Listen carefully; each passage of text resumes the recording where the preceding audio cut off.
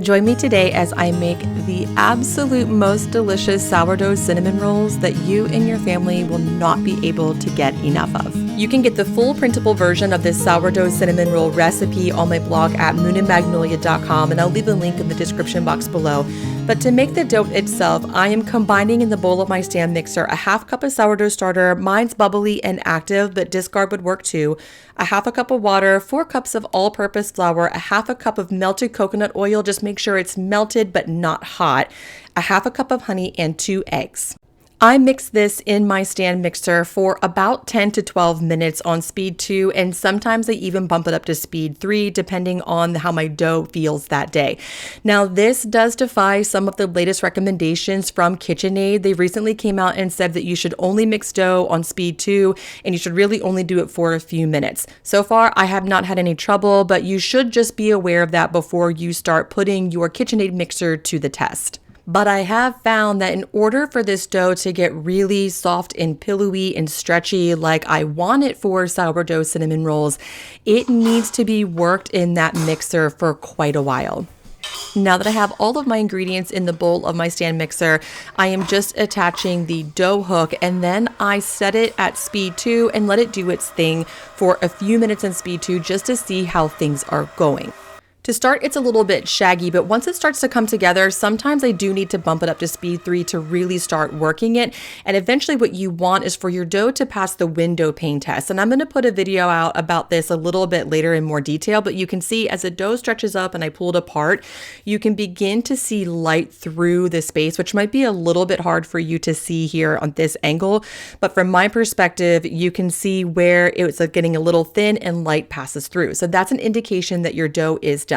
Then I am simply just oiling a bowl with a little bit of olive oil, spreading it around. This is a great time to also moisturize your hands with the excess oil.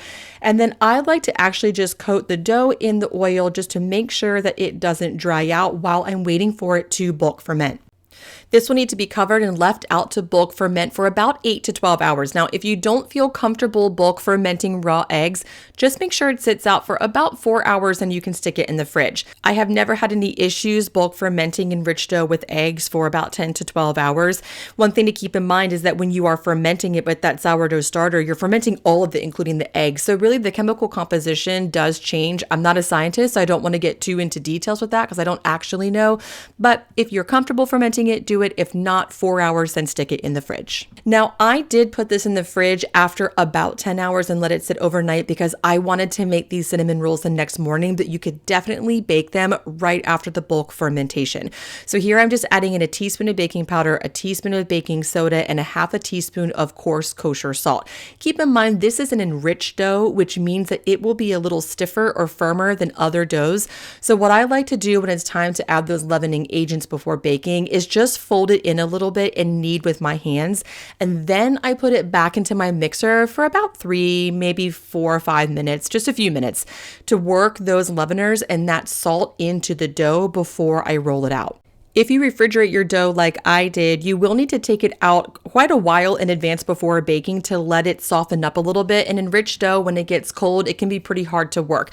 I actually like to put mine in my proofing box. You could preheat an oven to your lowest setting, turn it off, and then stick it inside the oven just to help speed up that process. But it needs to be soft enough for you to work with. For rolling the dough, I prefer using a French rolling pin. It just offers a little more control. And I'm just rolling it out into a rectangle, no particular size, but the longer you can make it, the more swirls you will have in your cinnamon rolls. So I try to make it as long as I can and about a 1/4 inch thick. Now, for rolling a perfect rectangle, I'm not your go-to person, but for rolling something close to a perfect rectangle, I am. So I like to roll and then use my hands to shape it into a rectangle, roll again, and then use my hands until I have a nice long piece of dough that's rectangle-ish and about a 1/4 inch thick. Once your dough is rolled out and ready to go, then mix together in a separate bowl a half a cup of softened butter, which is 1 stick, 1 cup of brown sugar, and about 2 tablespoons of cinnamon. So the butter, you could leave it out at room temperature, but honestly, I forget almost every single time. So I pop it in the microwave just until it starts to soften. And it is okay if it melts a little bit, but what you don't want to do is warm this up in the stove, or at least not too hot, because if that butter starts to separate, you're going to have a greasy feeling for your cinnamon rolls. So make sure it's just softened butter, not melted. Then slather the filling on with a silicone spatula. And it's okay if it's not perfectly even. It's kind of delicious when you get like big chunks of delicious brown sugar, cinnamon filling. And then roll your dough up. Now, I probably could have rolled my dough tighter. I had a toddler kind of screaming in the background. I mean, if you know, you just do the best you can. So I rolled mine up as tight as I could that day. And you can even see on the ends, they're not perfect. That is okay. The goal here is not perfection. The goal is to just make scratch-made cinnamon rolls. And honestly, if you just place that side of the cinnamon roll down before you bake it, nobody will ever know. So I like to tuck the ends in to fix that just a little bit and then pinch the seams together just to hold everything in place. This recipe makes about 8 to 12 cinnamon rolls. I'm a believer, the bigger the cinnamon roll, the better. So I use thread to cut my cinnamon rolls into 8 sections. So I double the thread over to make sure it's stronger and doesn't break. And I simply hold both ends of the thread, slide it underneath of the dough, and I start cutting. You can start in the middle and then cut from there. That'll help you make more even slices. But you can see here, I cross it over, pull it in both directions, and then it slices it nice and clean. I have found this works a lot better than a knife.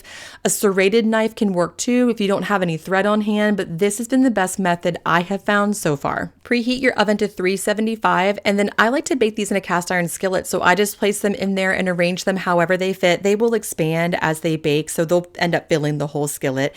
And then I like to take about a 1/4 cup, maybe even closer to a 1/2 cup of cream if I'm just kind of like feeling it that day, and pour the cream over the cinnamon rolls. This helps add a little bit of flavor and it keeps that dough really soft, the way that we really want that gooiness of a cinnamon roll. I'm baking them for about 25 to 30 minutes or until golden. And while they're in the oven, I am making the vanilla maple cream cheese glaze.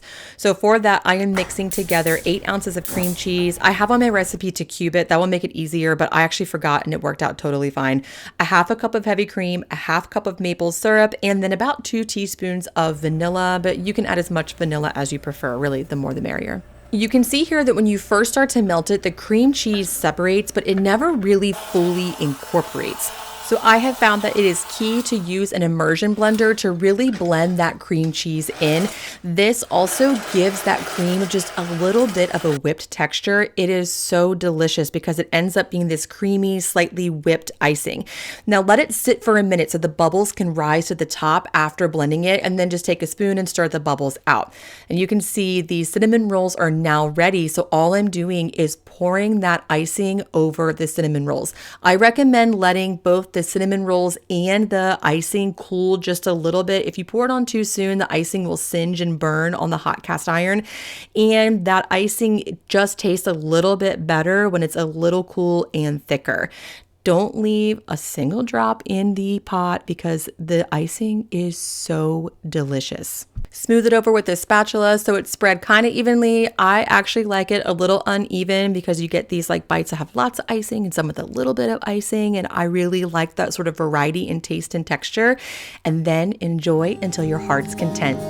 You can get this recipe and more, including my free simple guide to making and using sourdough starter ebook at moonandmagnolia.com. I'll drop those links in the description box below. Thank you so much for tuning into Moon and Magnolia's YouTube channel, where we elevate the everyday from scratch and at home, and I'll see you next time.